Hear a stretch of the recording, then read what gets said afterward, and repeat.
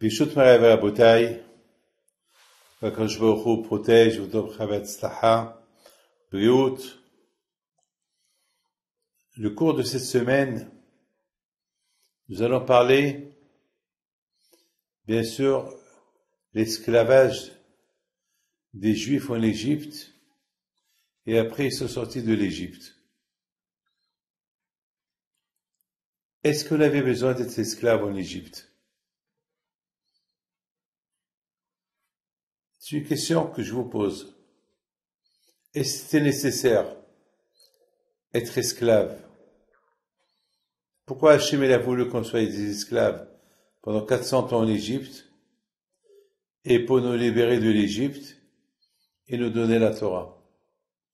Est-ce que Hachem ne pouvait pas nous laisser en Égypte, s'il veut, et après on quitte l'Égypte pour recevoir la Torah? Hachem, il a tous les moyens nécessaires.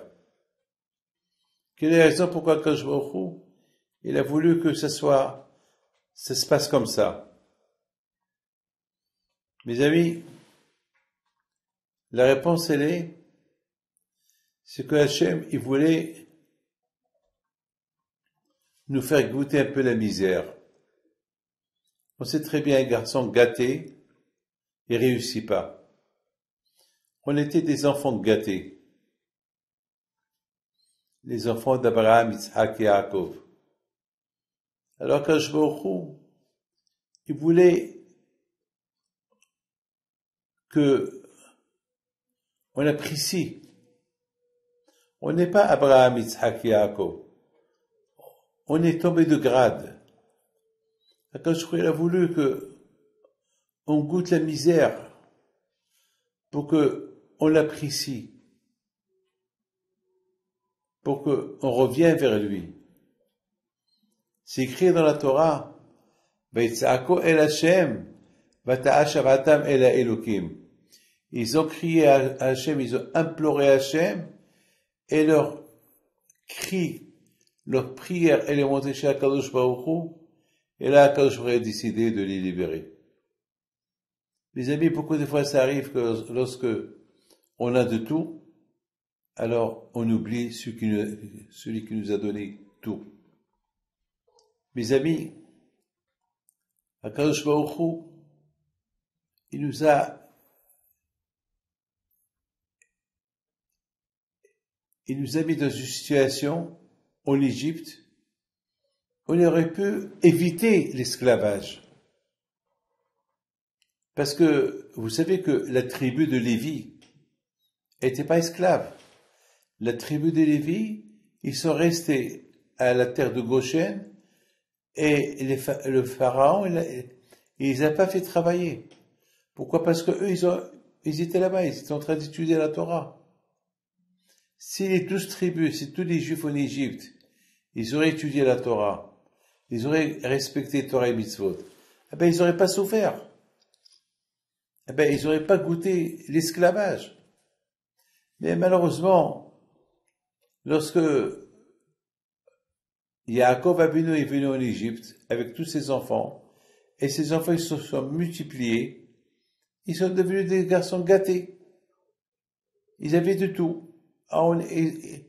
C'est comme le fils à papa.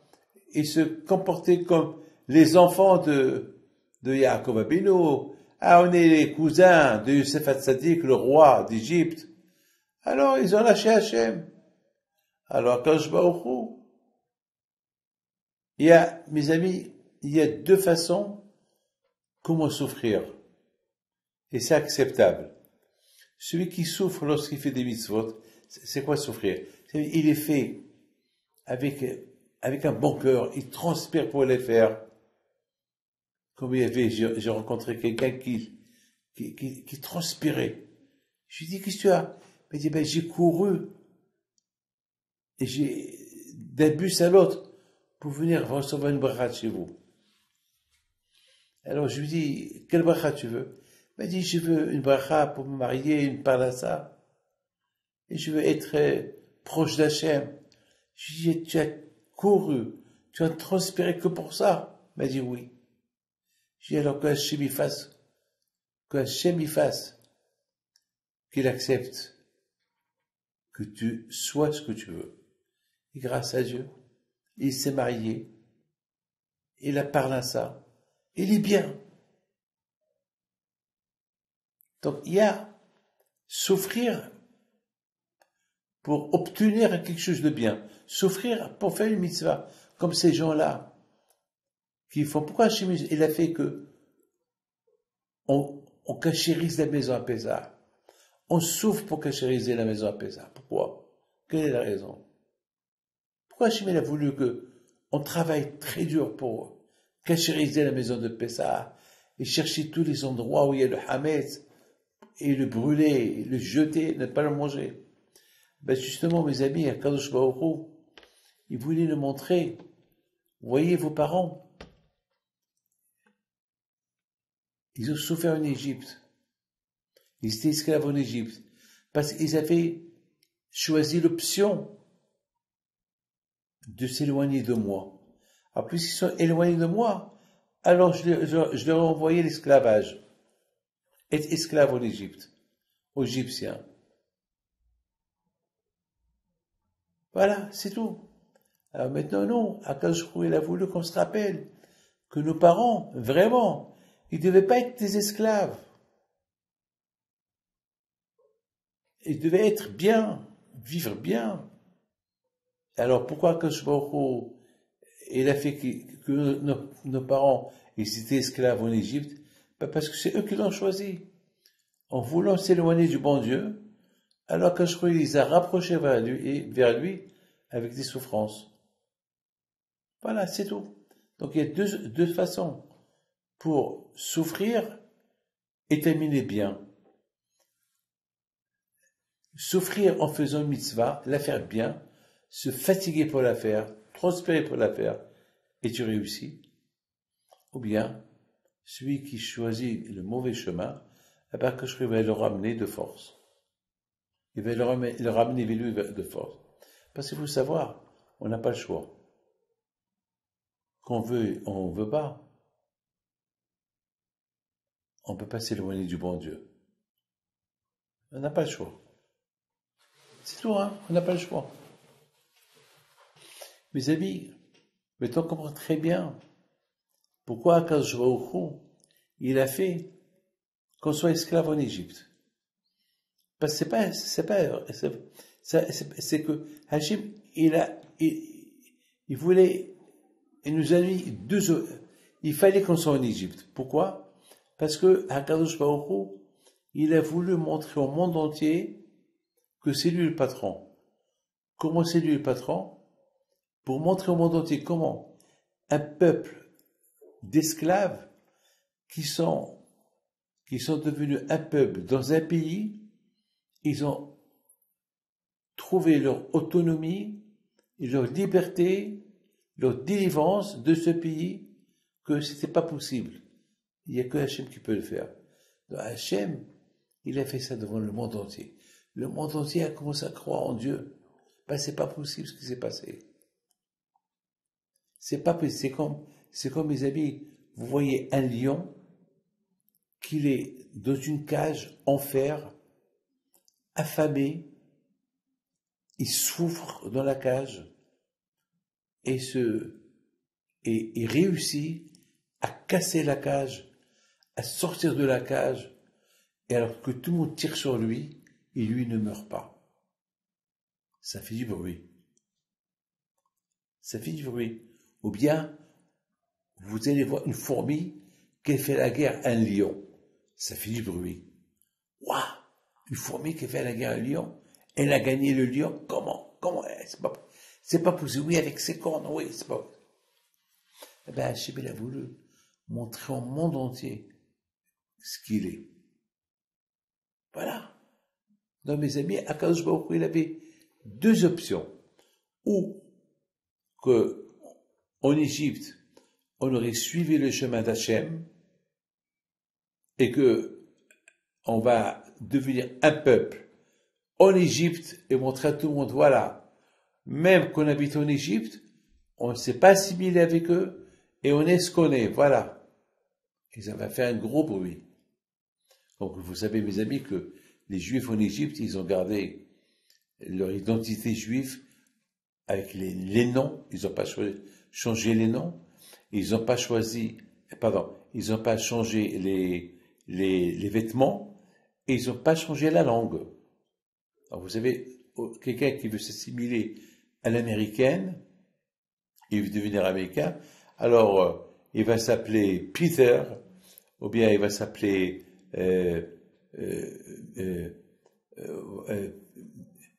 Big Tom, ou bien il va commencer à s'habiller à l'américaine, et surtout il va parler l'anglais, l'américain, avec un accent américain.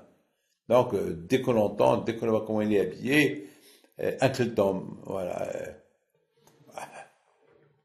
Donc, on sait qu'il est américain. À Israël, en Égypte, ils ont gardé leur identité. Le nom, la langue, le vêtement. Donc, s'ils auraient, le fait déjà que ils ont respecté ces trois choses-là, alors déjà c'était assez pour ne pas être esclaves. Mais il fallait faire un peu plus. Mais eux, malheureusement, ils se sont contentés que pour garder les vêtements, la langue et le nom, mais ils se sont un peu assimilés à l'égyptienne. Alors qu'est-ce qu'il a fait? Il a fait que les Égyptiens soient éloignés d'eux. Mes amis, il faut savoir une chose. De plus qu'on s'approche à changer notre identité, et tout le monde s'éloigne de nous. Être proche de l'identité, eh ben, tout le monde, il va te respecter. C'est tout. Vous savez, mes amis, dans la vie, il ne faut pas avoir honte d'être juif. C'est tout, hein. Ils ne peuvent pas avoir honte d'avoir une kippa sur la tête et c'est tout, hein. Celui qui a honte de son identité, Hachem il fait que personne ne peut le supporter. Et celui qui n'a pas honte de son identité, alors Hachem il fait que tout s'approche vers lui. Mes amis, vous avez bien compris maintenant quelle est la raison pourquoi à Israël, en Égypte, ils sont devenus esclaves. Parce qu'en voulant s'éloigner de leur identité, alors qu'Ashur il a fait que les Égyptiens, ils étaient contre eux. Alors vous allez me dire, mais voilà, ils ont gardé les noms, et les vêtements, et la langue. C'est pas assez. Si déjà tu as réussi à respecter ces trois choses-là, il fallait faire un peu plus. De toutes les façons, mes amis, tout ce que je peux vous dire, c'est que lorsqu'on réfléchit un peu, notre origine à nous, c'est l'Égypte. Chaque jour, on se rappelle, merci Hachem que tu nous as libérés de l'Égypte. Alors, c'est merci non-stop. C'est merci non-stop. On fait Pessah pour se rappeler de la sortie d'Égypte. On fait Birkat Hamazon, on se rappelle de la sortie de l'Égypte. Il n'y a pas un jour qu'on ne parle pas de l'Égypte. On met Tfilin pour se rappeler de la sortie de l'Égypte. C'est quoi le but? Eh bien, mes amis, le but est de se rappeler à ne pas recommencer avec la même bêtise. Parce que chaque fois qu'on essaye de s'adapter à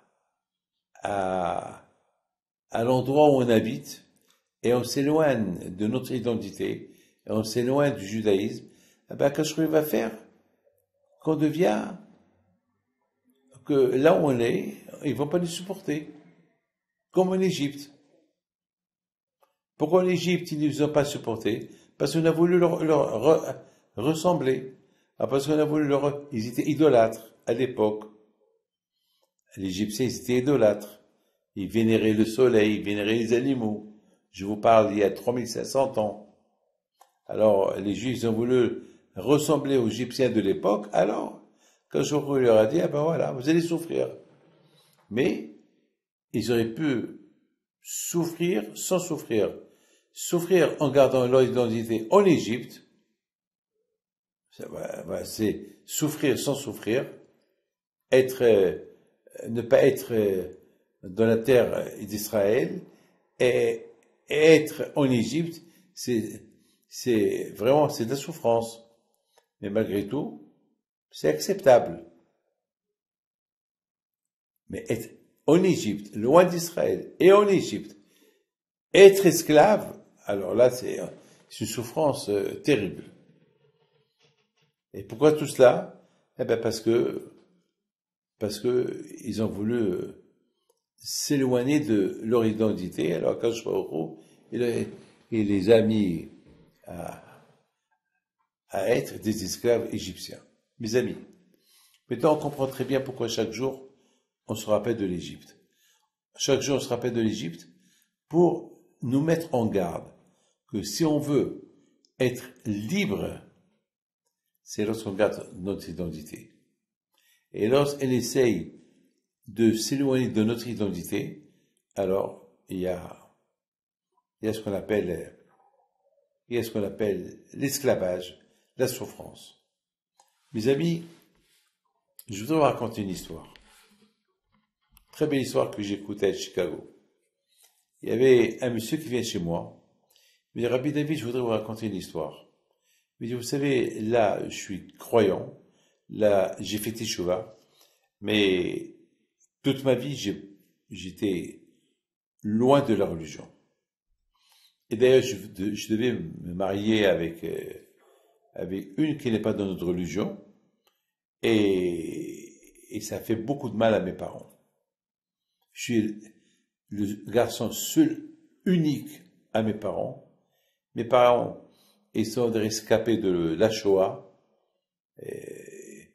Ils sont venus tout petits, avec leur père, qui a été sauvé, alors que toute la famille, ils sont morts. Et grâce à Dieu, ils sont vivants. Alors moi, je voulais m'égarer. Et chaque fois, mon père,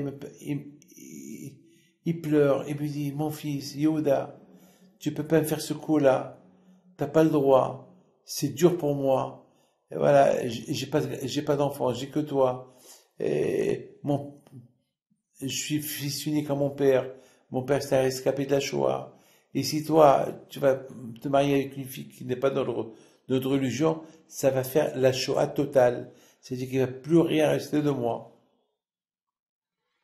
Et un jour, j'ai dit à mon père, il me raconte, alors s'il y a Dieu, qui me le prouve, qui me donne un signe.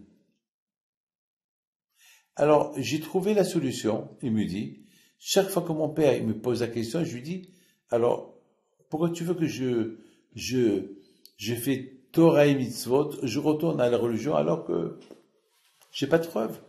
Donne-moi une preuve. Donne-moi une preuve qu'il y a un Dieu, qu'il y a quelque chose.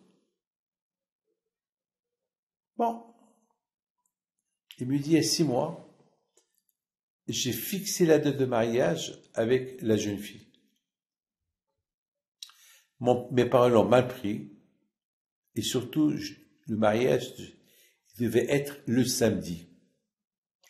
Vous vous rendez compte, le samedi, pour mon père et ma mère, c'était le deuil total. Je les comprends. Et j'ai dit encore à mon père, papa, je t'oblige pas de venir à mon mariage, tu peux ne pas venir à mon mariage, mais si ton Dieu existe, alors qu'il me donne un signe. Il me dit, il y a 6 mois, je suis parti chercher ma copine pour aller au cinéma. Je suis parti, je monte à la maison, il y a un monsieur qui tape à la porte. Il tapait très fort à la porte. C'était bizarre. Très fort, il criait. Ouvrez la porte, ouvrez la porte. Alors, on avait peur. Mais on a ouvert la porte. c'est un monsieur qui rentre, un monsieur grand de taille. Il avait un revolver dans les mains. Il a commencé à tirer de partout. Il tirait de partout. Mais heureusement, aucune balle. Aucun n'a reçu la balle. Et il parlait tout seul. Ouais, je vais vous montrer qui je suis. Et après, entre-temps, il y a eu des coups de feu. Donc, bien sûr, les voisins, ils ont appelé la police. La police l'attendait en bas. Bon, bien sûr, entre-temps, il a vidé son revolver. La police l'a arrêté. Mais une chose est sortie de sa bouche. Une phrase, elle est sortie de sa bouche. Quelle phrase? Eh ben, il voulait une preuve que je suis fort. Ben voilà, je suis fort. Mes amis, qu'est-ce que vous en dites? Ce Yehuda là, il écoute ça. Pour lui, ce qui s'est passé, c'était comme un signe du bon Dieu. Et j'ai demandé un signe. Eh ben voilà un signe. Finalement, bien sûr, ce monsieur-là, il l'a arrêté. Il dit à sa copine, tu penses qu'on est fait l'un pour l'autre? Elle lui répond, moi si je pensais à ça, est-ce qu'on est fait l'un pour l'autre? Toi t'es juif, moi je suis pas. On fait un break. Il me dit, Rabbi David, voilà, le break il est là. Elle finalement elle a connu quelqu'un, elle s'est mariée, et moi je vais me marier avec une juive. J'ai demandé un signe, et je l'ai eu. Ce monsieur qui dit, je sais pas pourquoi il a dit ça. Eh ben, ils ont voulu un signe, ils ont voulu une preuve. Eh ben voilà, voilà la preuve. C'est ce que j'ai demandé. Hachem, donne-moi un signe. Mes amis, l'histoire de l'esclavage juif en Égypte, elle veut simplement nous montrer qu'il y a deux sortes d'esclavage. Il y a être esclave et être serviteur. Esclave, c'est quelqu'un qui est esclave de son argent. Il va tout faire pour l'argent. Pour l'argent, il est esclave. Il vénère l'argent. Esclave du football. C'est quoi un serviteur? Un serviteur, c'est du verbe service. Il y a le mot esclave qui te sert aussi. Mais il a le titre esclave. Le serviteur, c'est comme l'esclave, mais il te rend service. Il te fait service. Ah ben mes amis, Akadosh Baruch Hu nous donne un choix. Est-ce qu'on est ses serviteurs ou on est des esclaves à notre Yetzara? Être esclave, Hachem, il ne veut pas qu'on soit ses esclaves. Il veut qu'on soit ses serviteurs. C'est ce qu'on appelle du verbe. Tu le sers, il te sert. Un esclave, il est esclave de son maître, mais le maître, il lui donne rien du tout. C'est son esclave. Il y a une différence entre esclave et serviteur. Hachem, il nous a libérés de l'esclavage égyptien pour être ses serviteurs. Hachem, il veut pas qu'on soit des esclaves de nos envies, ce qu'on voit, esclaves de la jalousie, esclaves de la méchanceté. Lorsque tu es un serviteur, c'est comme si tu rends service. Tu fais des services. Et le bon Dieu te paie par rapport à tes services. Hachem, il a voulu nous montrer c'est quoi la différence entre être esclave égyptien et être son serviteur. Être esclave égyptien, on n'a rien gagné. On souffrait, on faisait de nous de tout. On n'avait même pas de maison, on n'avait rien du tout. Être serviteur d'Hachem, tu as tout. Il te donne de tout. Ce que tu demandes, il te le donne. Mes amis, voilà pourquoi la Kadosh Baruch Hu, il a voulu qu'on soit, il a voulu la Kadosh Baruch Hu, qu'on soit esclave en Égypte. On aurait pu éviter l'esclavage si on serait resté avec la tribu de Lévi dans la terre de Goshen, bien. Des bons juifs, avec la Torah. Respecter les mitzvot. On est serviteur à des mitzvot. Serviteur de la Torah. Et puisqu'on était des garçons gâtés, des juifs gâtés, alors qu'Akadosh Baruch Hu nous a mis entre les mains des patrons, d'Égyptiens, on est devenus leurs esclaves, les vrais esclaves, pour pouvoir faire une différence entre être esclave aux Égyptiens ou être serviteur au bon Dieu. Être esclave ou serviteur. Au départ, on était très gâtés. On a eu un héritage gratuit, un héritage de bonheur de Abraham, Yitzhak et Yaakov et de Yosef, un héritage gratuit. Et alors on est devenus des garçons gâtés, des juifs gâtés. Alors qu'Akadosh Baruch Hu, il a changé.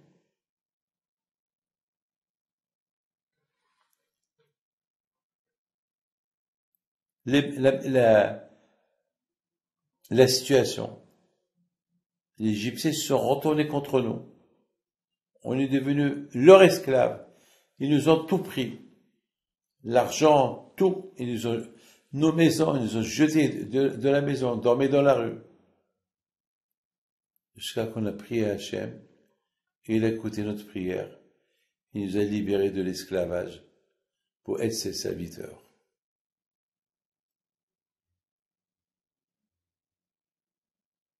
Et tout le temps, on se rappelle, chaque jour, 10 fois par jour, on se rappelle ce qu'on était avant,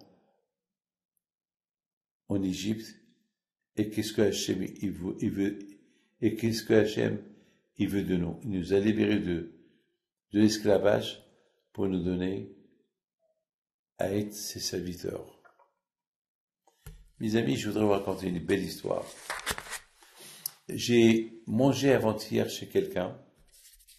Ce quelqu'un, il me dit que lorsqu'ils sont venus à Chicago, il y a 80 ans, son père et ses frères, il m'a dit toute la famille ont été exécutés en Allemagne. Ils sont restés que les 4 frères. Les 3, chacun est parti dans un État aux États-Unis. Ils se sont assimilés, sauf, il me dit, sauf mon père. Mon père, il est venu à Chicago, il s'est marié à Chicago, et il est resté dans Torah et Mitzvot. Et quelques années plus tard, ils se sont tous rencontrés, et 3, ils étaient loin, mariés sans Torah, sans rien du tout, mais ils sont pauvres, vraiment pauvres. Il me dit, mon père, qui était dans la Torah, c'est ceux qui sont riches. Alors ses frères lui ont dit, si on savait que en respectant le judaïsme, on serait riche comme toi, alors on aurait choisi le chemin du judaïsme. Elle n'a pas répondu.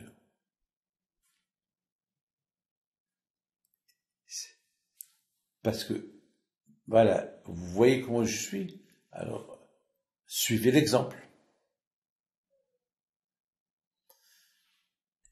Même pauvres, ils sont esclaves à leurs pensées. Ils sont esclaves. Ils voient la vérité. Eux-mêmes, ils ont dit, comment? Tu travailles pas Shabbat, tu es religieux, tu fais tes tefilines, tu manges cachère, ça te coûte cher pour être juif, et tu es devenu riche. Alors que non, on n'a pas réussi. Ça veut dire que être dans la Torah, ça vaut la peine. Ah, pourquoi ils n'ont pas fait? Pourquoi ils n'ont pas choisi? Pourquoi ils n'ont pas suivi? Mes amis, c'est ça le problème. Le problème est, ils voient la vérité, ils ne veulent pas choisir. Mes amis,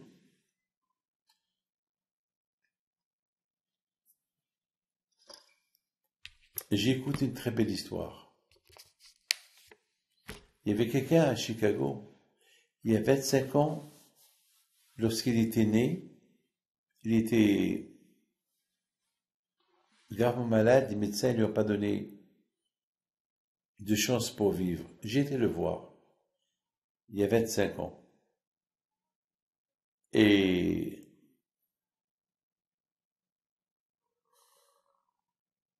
j'ai prié avec l'aide d'Hachem. Et j'ai dit à la femme, à sa mère, respecte le mikvé. Tu n'as jamais respecté le mikvé, que tu perds. Et je dis au père, mange cachère. Attends, tu veux une bénédiction? Très bien. Mais toi aussi fais quelque chose pour le bon Dieu. Quoi, tu veux du gratuit? Alors il me dit, mais pourquoi le bon Dieu m'a fait ça? Pourquoi le bon Dieu m'a donné un enfant qu'il est entre la vie et la mort? Je lui dis, ah, tu te plains contre le bon Dieu?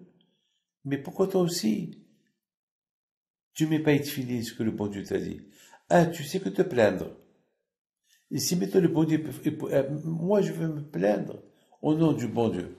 Tu manges pas cachère, tu fais pas ça, tu fais pas ça. Ah, tu te plains, pourquoi le bon Dieu? Ça veut dire que tu crois que c'est le bon Dieu qui t'a donné. Et maintenant, tu te plains pourquoi il t'a donné un garçon comme ça. Mais pourquoi? Et lui, il n'a pas le droit de se plaindre, le bon Dieu. Toi, tu as le droit de faire ce que tu veux. Et le bon Dieu ne peut rien faire. Alors, tu te contredis. Tu crois en lui ou tu crois pas en lui? Si tu crois en lui, pourquoi tu fais le contraire de ce qu'il t'a dit de faire? Si tu crois pas en lui, pourquoi tu te plains? Il m'a pas répondu. Alors, j'ai dit, viens, on va faire un deal. Toi, fais un changement dans ta vie spirituelle, toi et ta femme, et avec les deux dieux, on va voir. Mes amis, 25 ans, je ne l'ai pas vu, ce monsieur-là.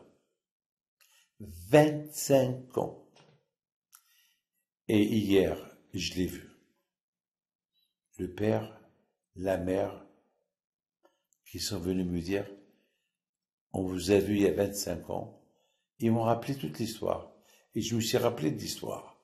Grâce à Dieu, j'ai une tête. Je me rappelle très bien. Alors, j'ai pas eu de nouvelles de vous depuis 25 ans. Oui, on s'excuse, on s'excuse. Et comment il va le petit? Le bébé, ben, les médecins ne comprennent rien. Alors que pour eux, c'est fini. Pour eux, c'est la mort imminente. Et il a guéri. Il s'est marié mais il y a un mois, elle a divorcé. Ah bon? Donc, votre fils, il a guéri, il s'est marié, il a divorcé, et même pas un merci. Même pas, vous êtes venu me voir, alors que moi, je viens chaque année à Chicago. Ils m'ont pas répondu. Ok, très bien. Alors, qu'est-ce que vous amène ici? Eh bien, notre fils, il nous reproche. Pourquoi il est vivant? Pourquoi vous avez prié pour lui pour qu'il reste vivant? Vous vous rendez compte dans quel monde on est? Est-ce que, dans quel monde on est? Je les regarde. Ah bon? Et pourquoi il est divorcé? Parce que il se disputait tout le temps, ça n'allait pas. Mais de toute façon, Rabbi, on est venu pour vous dire pardon. Vous n'êtes pas venu depuis 25 ans.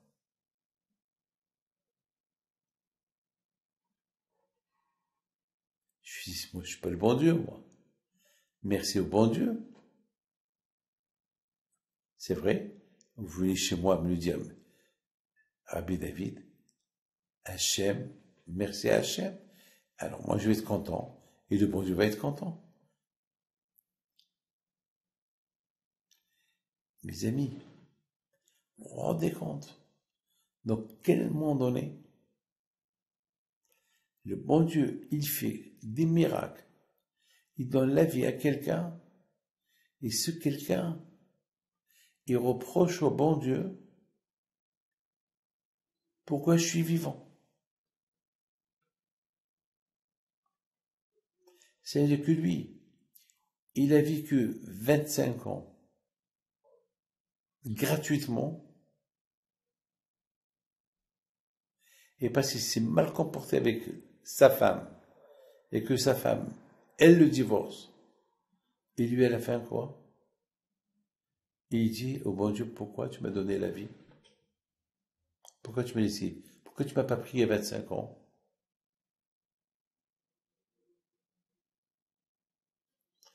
Mes amis, combien l'homme il est vide d'esprit, combien l'homme il est malheureusement il est esclave de ses envies, jusqu'à que il se déconnecte complètement du bon Dieu.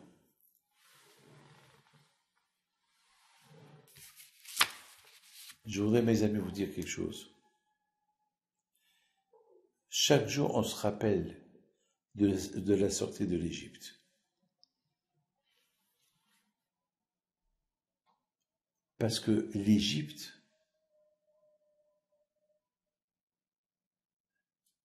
chacun est son Égypte. Lorsqu'on dit la sortie de l'Égypte, ça veut dire la sortie de l'esclavage pour la liberté. Mes amis, être esclave, c'est pas que l'esclavage physique. On peut être esclave à l'argent. On peut être esclave à nos envies. Et notre travail à nous, c'est avec les d'Hachem d'arriver, Be'ezat Hachem, à être libre. Libre de cet esclavage des envies. Je voudrais, mes amis, vous raconter une petite histoire. Il y a une fille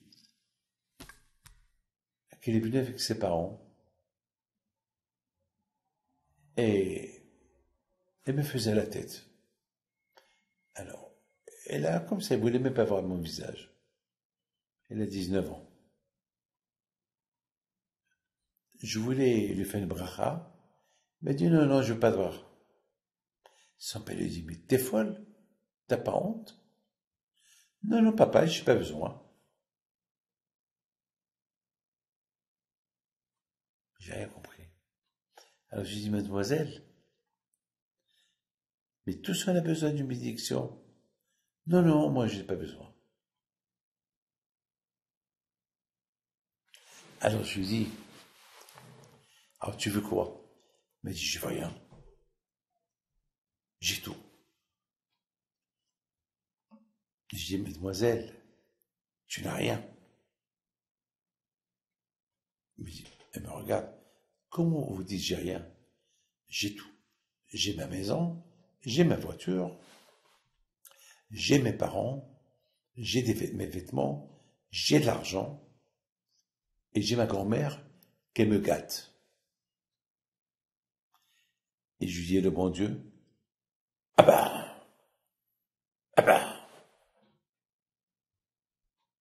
je regarde son père il abaisse les yeux. C'est ça l'éducation que tu donnes à ta fille? Elle part de cette manière? Non, elle est comme ça. Rabbi David, elle est comme ça. Il ne faut pas lui en vouloir, elle est comme ça. Elle n'est pas née comme ça.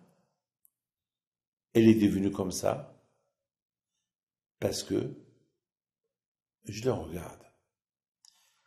Monsieur, vous respectez Pessah? Il me dit oui. Et là, j'ai commencé à lui poser des questions sur Pessah. Et j'ai vu que vraiment, il ne fait pas Pessah. À quoi sert de manger la galette Pessah dans la vaisselle qui n'est pas cachérisée, dans une maison où il y a du hametz, du whisky, les pâtes, tout? C'est pas du Pessah.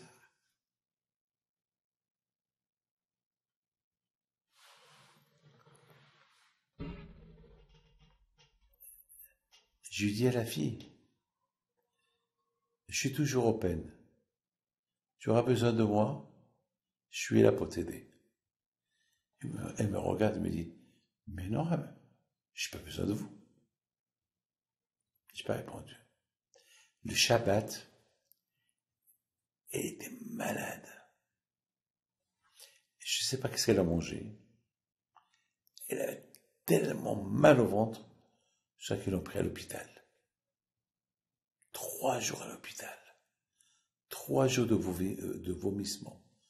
Jusqu'à que vraiment, ils ont fait scanner 3 jours. Et à un moment donné, elle dit à son père, papa, je veux Rabbi David. Ils m'ont appelé. Et je l'ai appelé.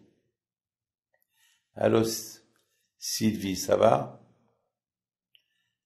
Je m'excuse, je suis désolé. Excusez-moi. Alors j'ai posé la question, j'ai dit, mais qu'est-ce que je t'ai fait? Pourquoi? Pourquoi tu étais arrogant? Pourquoi cette arrogance? Pourquoi? Il m'a dit, je ne comprends pas. Rabbi David, je ne comprends pas.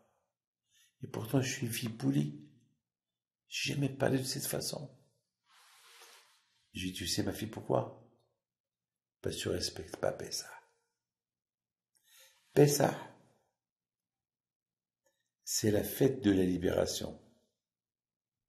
C'est la fête de la sortie de l'esclavage, physique et spirituel.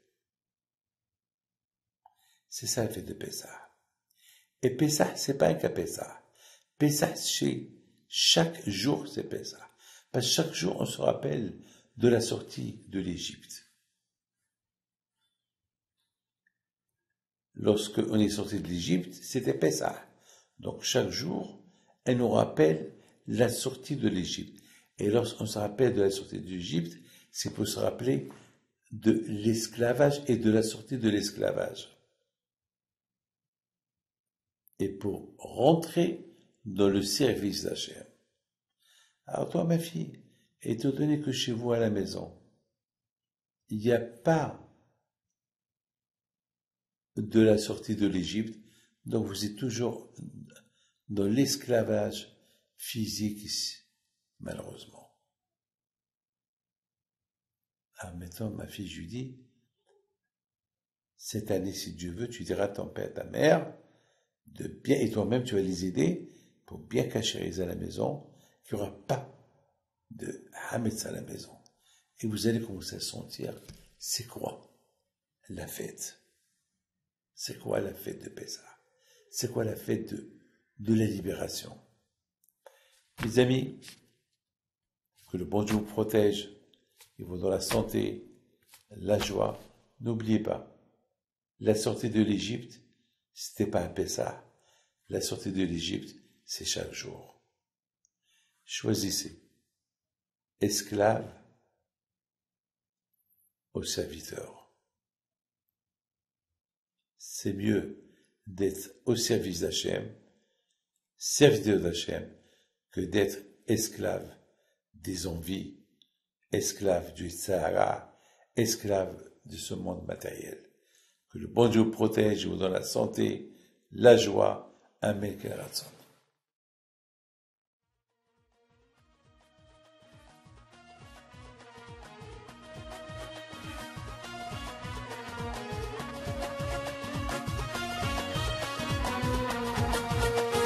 Non,